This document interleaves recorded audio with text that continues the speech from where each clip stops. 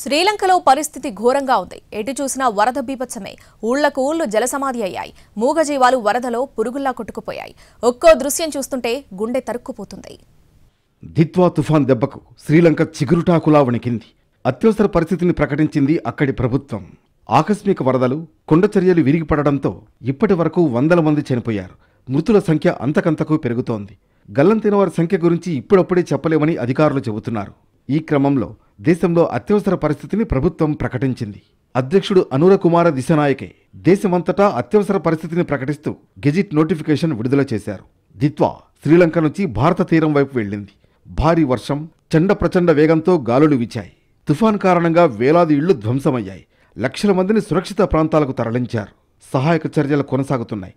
లోతట్టు ప్రాంతాల్లో పరిస్థితి మరీ దయనీయంగా ఉంది. మూగజీవాలు వరదల్లో పురుగుల్లా కొట్టుకుపోయాయి. ఒక్కో దృశ్యం చూస్తుంటే గుండె తరుక్కుపోతోంది. ఇళ్లు, రోడ్లు, బ్రిడ్జిలు పూర్తిగా నేలమట్టమయ్యాయి. తుఫాన్కు కొన్ని లక్షల మంది ప్రభావితమయ్యారు. ఇలాంటి తరుణంలో శ్రీలంకకు చేయూతనందించేందుకు ఆపరేషన్ సాగర్ బంధు పేరుతో భారత్ ముందుకొచ్చింది. 21 టన్నుల నిత్యావసర సరుకులు, శానిటరీ సామగ్రి, అత్యవసర పరికరాలతో 2 విమానాలు వెళ్లాయి.